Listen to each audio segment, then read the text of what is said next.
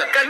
കഴിഞ്ഞ ദിവസം ഞാൻ എറണാകുളത്തും തിരുവനന്തപുരത്തേക്ക് പോരുമ്പോൾ ഒരു യാത്രക്കാരൻ എന്നോട് ചോദിച്ചു, നിങ്ങൾ എവിടെ പോകുന്നു, നിങ്ങളെ കണ്ടുപരിചയമുണ്ട്? ഞാൻ പറഞ്ഞു, ഞാൻ ഇന്നയാളാന്ന് പറഞ്ഞു. അപ്പം അദ്ദേഹം കണ്ണൂരിൽ നിന്ന് വരികയാണ്. അപ്പം അദ്ദേഹം പറഞ്ഞു, ഞങ്ങളുടെ നേതാവ് പിണറായി വിജയനാണ്, ഞാനൊരു ജോത്സ്യരാന്ന് പറഞ്ഞു. നിങ്ങൾക്ക് അദ്ദേഹത്തെ ഒരു പുല്ലും ചെയ്യാൻ പറ്റില്ല. ഞാൻ പറഞ്ഞു, ആയിക്കോട്ടെ. അദ്ദേഹം ഏത് പോസ്റ്റിലിരുന്നാലും 10 വർഷക്കാലത്തിലധികം ഇരിക്കും.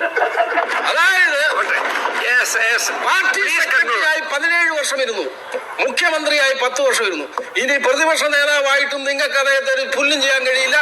ബാലഗോപാൽ അത് കണ്ട് ആഗ്രഹിക്കുമ്പോൾ 10 വർഷക്കാലം അദ്ദേഹം ഇരിക്കും. സാർ, എനിക്കൊരു കാര്യം കൂടെ പറയാനുണ്ട്. അങ്ങ് 10 വർഷക്കാലം കേരളത്തിന്റെ മുഖ്യമന്ത്രിയായിരിക്കുമ്പോൾ അങ്ങ് കരിമ്പൂച്ചകളുടെ നടുവിലായിരുന്നു, രക്ഷാപ്രവർത്തനം നടത്തുന്ന കരിമ്പൂച്ചകളുടെ നടുവിലായിരുന്നു അങ്ങ് ഭൂമിയിൽ ഇറങ്ങുമ്പോഴാണ്. അല്ലാത്തപ്പോൾ അങ്ങ് കാർ കയറുമ്പോൾ കറുത്ത കാറിനിടയിലായിരുന്നു.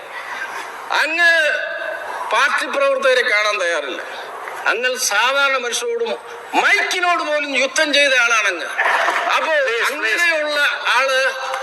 അങ്ങനെയുള്ള ആൾ 10 വർഷക്കാലം പ്രതിപക്ഷ നേതാവായി ഇരിക്കട്ടെ എന്ന് ആശംസിക്കുന്നു. അങ്ങനെ ദീർഘായുസ് കിട്ടട്ടെ എന്ന് ആഗ്രഹിക്കുന്നു.